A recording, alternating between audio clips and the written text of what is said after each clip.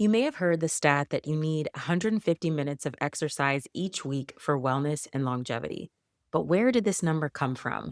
Is it true? And if it is, you may be wondering what this much exercise looks like and how you're supposed to fit it into your schedule as a high performer, especially if you're not a fan of working out. We're diving into it right now. Welcome to Wellness for High Performers, where ambitious people discover the path to sustainable wellness that actually feels good so they can build the dream without burning out. I'm your host, Erica Jones. I'm a wellness strategist and entrepreneur, and I help high performers create massive momentum by weaving wellness into their daily life. Hey there, I'm your host, Erica Jones. I'm a wellness strategist and entrepreneur, and I help high performers create energy and momentum by weaving wellness into their daily life. And today we're talking about exercise and specifically the recommendation that we all need 150 minutes of exercise each week. We'll unpack that idea and where it came from. But first, I want to give you a little backstory on why I'm doing this episode and what's in it for you. I've shared on this podcast a few times how exercise used to be a really big challenge for me. My husband was a person who introduced me to wellness and true health nearly 17 years ago, almost 18 years ago now. And I'm so grateful to him for that. But especially after we started our family, I struggled with fitness. It was fine early on, but once we started having kids, growing our family, that became a real big struggle. And all throughout my late 20s and most of my 30s, I was pregnant or nursing or taking care of a newborn with toddlers underfoot. I was homeschooling when they became of age to start schooling. And then we've been building our doctor coaching business alongside other businesses the entire time. So there's always been a lot going on. And I never put the systems and the structure in place to exercise consistently. I honestly didn't realize that's what I needed. I thought that if I truly valued health and wellness, that exercise would just come naturally. But that wasn't the case for me. It is the case for some people, but it wasn't the case for me. And so what I found was that I would do really well for a few weeks.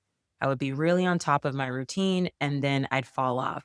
I tried gym memberships, I tried group fitness classes, private training sessions, but nothing ever felt sustainable. And I just allowed the inconsistency for years because I had so much going on. But then I turned 40. This is 2 years ago. I just turned 42 this past March, and something in me paused and said, wait a minute.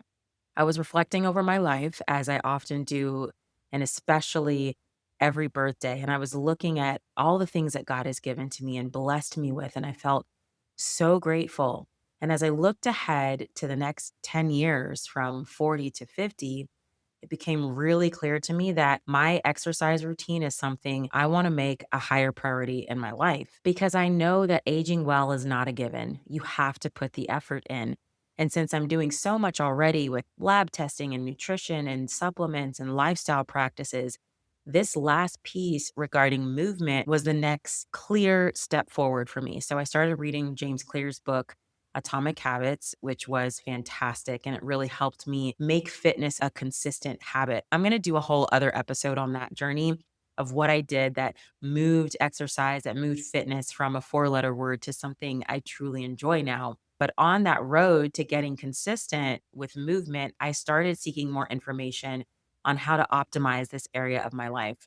And I came across this recommendation just through reading and stuff that says adults should get at least 150 minutes per week of moderate intensity aerobic activity or 75 minutes of vigorous aerobic activity or a combination of both, preferably spread throughout multiple days of the week. So I know that was like a huge mouthful. Like, what the heck does that even mean? We'll unpack that in just a minute, but I first want to just underscore that this is one of those health recommendations that is generally widely accepted. It's supported by the American Heart Association, the CDC, the Harvard Health Institute. I don't know if they call themselves an institute, but Harvard Health supports it. The Mayo Clinic supports it as well. You may have iffy feelings about some of these organizations, as I do, but this is one of those wellness practices that is widely accepted, not just by mainstream health organizations, but also by longevity experts, biohackers. I mean, the industry in general agrees that exercise is extremely important for wellness and longevity. And so, as I was doing the research for this episode, if anything, I would say the more wellness oriented perspective is actually advocating for more than that. But this is what is recommended as the minimum in order to impact some key markers of health long term. So we can safely say that this recommendation is well supported. It's well supported by research and it's well supported by the industry as a whole. And the research piece of this, where they got this, was from long term studies. They got it from public health data over decades of time. And so it's really kind of a conglomerate of a bunch of information over many, many years that really holds the weight of this recommendation. But why is this recommended? Well, here's just a few reasons. So, most people will be diagnosed with heart disease, cancer, diabetes, or Alzheimer's as they age. That's just the truth in America. That's the truth in Western nations. And in particular, heart disease, cancer, and Alzheimer's are leading causes of death in people age 65 and older in America. If you have diabetes, you are 2 to 4 times more likely to die of heart disease or stroke. And this stat is just wild, but 90% of adults over 65 have at least one chronic condition, and heart disease is the leading chronic condition. It's the leading diagnosis. So the reality is that if you're not doing anything meaningful to reduce your risk of these big issues, these are the things that take people's lives, then the chances are very high and they're very likely that you'll be in that 90% of those who have at least one chronic condition when you turn 65. And so the other thing is that sitting is the new smoking. So this sedentary lifestyle that we are up against in the 21st century is also a factor in this, and it's associated with poor blood sugar regulation. This is a major cause for diabetes. Also, it's associated with mitochondria function declining. So, when you're sedentary, you don't prioritize movement, the mitochondria just stop functioning as well. These are the powerhouses, the energy powerhouses of your cells. So as a result of that, you can feel like your energy is declining as you age. You also lose muscle mass. This is called sarcopenia, age-related muscle wasting that accelerates after 60. So your body tends to become weak, it becomes frail, you're more prone to falling. And then once you fall or you're dealing with fragility, you can lose your autonomy as you age. So this to me is probably the most scary aspect of this, because one thing that I highly value and a lot of high performers value is my independence, my autonomy. So I see a version of me in my 60s, 70s, 80s that is able to still cook for myself, get myself dressed, travel if I want to. So when you deprioritize movement, you're not moving as much. You're more prone to sarcopenia, that muscle wasting or muscle loss as you age. And then you're more prone to things like falling, which can impact your autonomy as you age. Maybe you're not able to travel anymore, or you're confined to your home, or you have to be in assisted living, or you have to go through the expense of hiring in home care. That's a huge deal. It's a huge expense as well. And when this happens, that independence, that autonomy is taken away, you've lost your ability to make some of your own decisions. Quality of life can start to decline rapidly. You may start feeling depressed. Your cognitive decline might start to set in. And this is just kind of that slow march to death that most people will experience, because 90% that are over the age of 65 have at least one chronic condition. And I know it's morbid to think about, and I know it's morbid to say it this way, like, oh, it's a slow march to death. But I've seen people I love live through this, and I'm sure you have too, and it's heart wrenching. This is why it's important to live in the world of reality where we're real about how our actions today have an impact on the future that we want to create.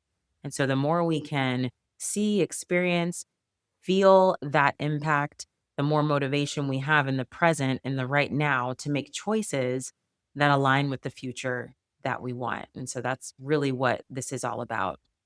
But this slow march to death, this is not going to be your story because you're here, you're listening, and I know that you're going to take action. So, how do we prevent this? How do we stop this slow decline? Well, exercise, movement, this is the foundational habit that will help you bypass.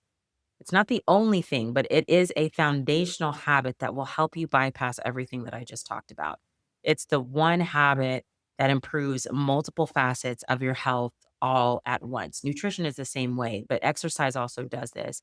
It affects your heart, your brain, your metabolism, your mood, energy, your sleep, your circulation, your muscle tone, your blood sugar regulation, your stress resilience, and it does it all at the same time. And it also lowers your risk of cardiovascular disease. So, all that I just talked about of, oh, when you're over 65, 90% of people have at least one chronic condition. Well, consistent exercise is lowering your risk of that. It lowers your risk of cardiovascular disease and type 2 diabetes and even all cause mortality. It improves your metabolic health.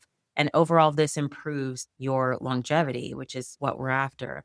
So, when you exercise consistently, you're helping to preserve your cardiovascular capacity, which is naturally on the decline as you age. You're also improving your balance, you're improving your flexibility. And these are all things that determine not just how long you live, but how you feel as you age, your quality of life as you age. And as a high performer, you can also count on exercise, not just to help you off into the future as you're walking through the aging process, but also to help you right now. Because consistent exercise helps you to focus, it helps to regulate your emotions, to bounce back from stress, to maintain your energy, and to recover well on a daily basis. When you exercise, you're investing in your capacity to handle whatever life is throwing at you. So, with that in mind, hopefully now you're convinced, if you weren't already, that exercise must be a consistent staple in your routine. So let's pivot and look at what counts as exercise and how much is enough and all the nuances of that. So let's jump back to that recommendation. The recommendation that I opened this episode with is that you want to be exercising at least 150 minutes per week. This can be moderate intensity aerobic activity or 75 minutes of vigorous aerobic activity, or a combination of both, which is my preference, preferably spread throughout multiple days of the week. So let's tackle this first piece of this. What is moderate intensity exercise? It's movement that elevates your heart rate and breathing, but it's still sustainable. So you're working hard enough to talk, but you couldn't sing comfortably. And here's what that feels like for most people. So you're going to be breathing harder than normal. Your heart rate's going to be elevated. You feel like your body is warming up and you're probably experiencing some mild sweating. A lot of people can still hold a conversation in moderate intensity and the effort feels sustainable for a while. So you can do it. So on a 1 to 10 effort scale, moderate intensity usually feels like a 5 or 6. And so some examples of this type of exercise would be brisk walking or walking on a treadmill at an incline. Hiking is one of these, recreational cycling or bike riding. Let's say you're playing tennis, you're doing doubles tennis. That's an example. Dancing can be one of those. Sometimes in our house, we're definitely hitting the vigorous zone when we're dancing, but dancing can definitely be one of them. Water aerobics, mowing the lawn with some effort, especially if you've got some hills and stuff in your yard, not a riding lawnmower one that you're pushing. And then light jogging for some people falls into this moderate intensity as well. So 150 minutes of that, like those types of activities where you can still hold a conversation, there's some mild sweating, your heart rate's up, but the effort feels sustainable for a while. So now let's talk about vigorous activity. Now, this is the kind of movement that really changes your breathing and the effort that you're giving. So, with vigorous activity, holding a conversation becomes a lot more difficult. So, you may be only able to speak in short phrases. So, vigorous activity for a lot of people can feel like they're breathing hard, their heart rate becomes significantly elevated, conversation becomes difficult, not impossible, it's difficult. They're sweating for sure, not just a little bit, not just glistening a little bit, but they're definitely sweating.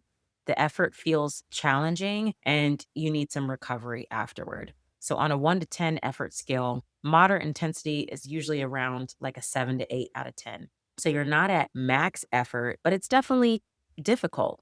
Some examples of vigorous exercise are running, sprint intervals, if you're cycling or biking, but you're pushing yourself a little bit, swimming laps more aggressively, if you're climbing or running up and down the stairs. Hit workouts count. I really like those. That's high intensity interval training. Those are vigorous. Intense sports. If you're out on the water and you're rowing hard, or maybe uphill hiking at a strong effort, that would all count as vigorous exercise. So this hopefully helps you put into buckets moderate versus vigorous exercise. Now, if you're really in the vigorous zone, the recommendation is 75 minutes of exercise per week. But one big caveat with grouping these things into different categories is that intensity can feel very different depending on the person and their level of fitness. So it's very much relative to the individual. And if you're starting from scratch, something like a brisk walk uphill may feel much more vigorous than it does moderate. So, a quick way to sum this up is that if the exercise is moderate intensity, you can still talk while you're moving. Vigorous intensity is when you can only get out a few words. And then beyond vigorous intensity is max effort. This is the point where you can't talk at all because you're giving out all your energy is going into the movement. You don't have any lung capacity to speak. Now that we understand the recommendation, it's 150 minutes per week of that moderate intensity or 75 minutes of vigorous aerobic activity or combination of both. I like to do a combination of both. I feel like for me, that feels the best. I want to break this down into practical terms and also give you a few pitfalls that I ran into so that you can avoid them. So, when I first started on my journey of fitness and really getting consistent with it when I turned 40, and I've kept that commitment, there were a few traps that I fell into. And the first one was trying to make a big Herculean effort. And so, my recommendation to you is not to do that. Don't make a huge Hercules level effort, especially if you're starting from scratch. This is going to be counterintuitive for you. It was for me. If you're starting from scratch, aiming for 150 minutes a week of moderate activity or a combination of moderate and vigorous, jumping straight to that is not the way to go. This is essentially 30 minutes a day, 5 days a week of moderate to vigorous exercise. And that's a big leap if you're starting from zero. And I don't recommend doing that. This is why so many people feel like they're failing. This is why I felt like a failure over the years with my routine, because I would create massive goals of working out 3 to 4 hours a week.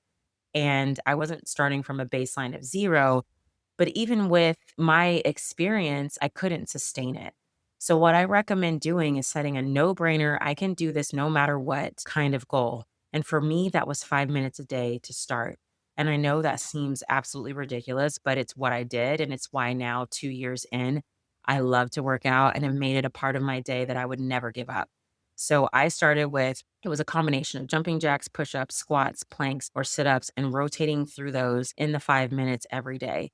This was not something earth shattering for changing my body, but it did change my mindset. And that was the starting point for me because it helped me to see myself as someone who never misses a workout. That's why I recommend starting small so that you can be consistent and then you'll naturally grow from there. So, because I started small, it allowed me to be consistent. I felt like I was winning. And then just organically, I wanted to do more. I grew from there.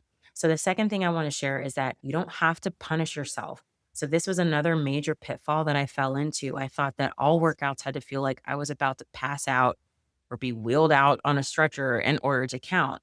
So, rather than living in that moderate zone for most workouts, I was probably living in the vigorous to max effort zone for every workout.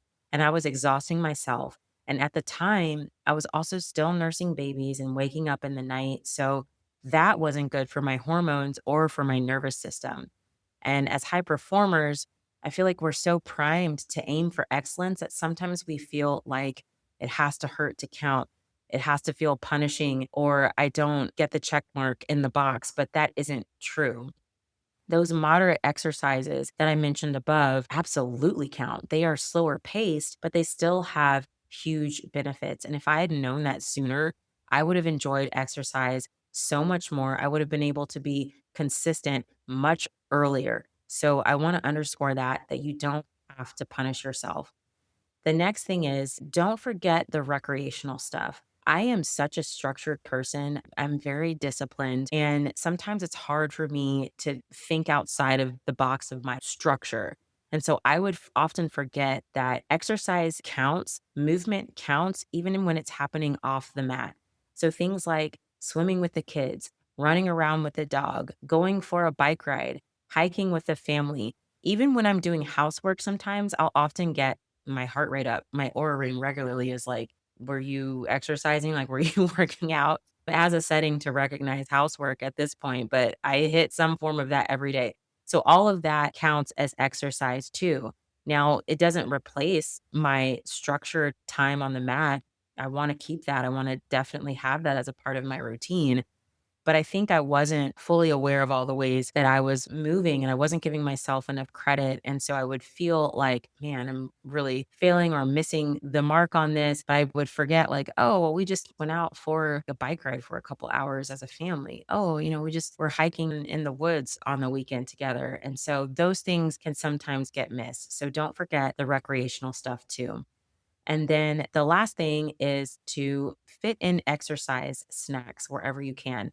If you've been sitting at your desk, like so many of us do these days, where we're working from home or we're working in an office in this digital environment, take a break, do some push ups, do some jumping jacks, run up and down the stairs a few times. I've started adding things like this into my day, and it helps to energize me. It helps me to clear my brain, especially after deep work sessions.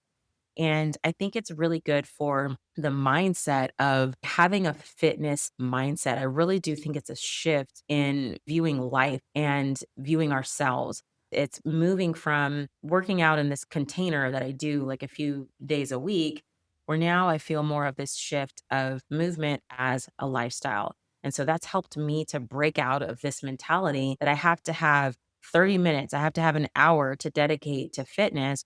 Well, no, like sometimes just a few minutes can help. Like just a few minutes ago, I took a break from this session. I went out right outside my office is kind of like my little workout area. And I did a little exercise snack with my husband. I knocked on his door and I was like, hey, do you want to come out and join me for this exercise snack? And my oldest son was hanging around as well. We got in the floor with some free weights and we did an exercise together for 1 minute. It was literally 1 minute, but it was enough to get our heart rates up. We're breathing heavy by the end of it, and we did it together. And so things like that, I think, really shift the mentality of I have to be in a gym, I have to be on a machine. No, we can build this into a lifestyle of movement. So have an exercise snack here and there, especially when you're feeling like you've been sitting for a while. It's a great way to combat the sedentary lifestyle that so many of us are up against in this 21st century. So ultimately, the takeaway that I want you to have from this is that exercise is not just about changing your body. It's not just about us looking great or just feeling great. It's about protecting our future. It's about preserving our energy and our independence and our resilience and the ability to fully engage in the life that we're creating 10, 20, 30 years down the road, because you're not building all of this to not be able to enjoy it for many, many, many years to come, right? So that's the thing that I think I want to underscore is that this is not just about your body, it's about protecting your future. And I know that 150 minutes can sound intimidating, especially if you're already feeling like there's never enough time and you feel like you're starting from scratch. You're not going to start with a 150-minute a week goal. This isn't for you to stress over. This isn't another wellness rule to make you feel like you're failing. This is simply the next target. So I look at wellness as I am climbing a mountain that has no top, there's no summit. And that's part of the growth and wonder in all of this is that no matter how long I'm doing this, there's always another step that I can take, that I can aspire to. I have never arrived. I'm always growing in this. And that can feel really good if you view it with the right lens. So I don't see that as something for me to stress about or feel frustrated over. Like, oh, I haven't arrived. I still have more I can grow in. That's not a stress point for me. It's just another opportunity. Ultimately, it doesn't matter how quickly I get there. It's just about you making a little bit of progress each day at a pace that works for you. And I'm here in this episode today just to remind you that your body was designed to move. And movement is one of the greatest things that you can do to invest into your health long term. So that's it for me today on this episode of Wellness for High Performers. If this helped you, if it encouraged you, if it gave you a new perspective on fitness, on exercise, I would love for you to share it with a friend or leave a review because it really helps to support the show. If you want more support and to continue conversations like these, head to elevays.com. That's ELEV as in victory, AYS.com. And join me inside the Elite Edge, my weekly inspiration email for high performers like you who want to thrive while they achieve. It's where I share insights you won't find anywhere else. Keep protecting your energy, keep honoring your well-being, and I'll see you in the next episode.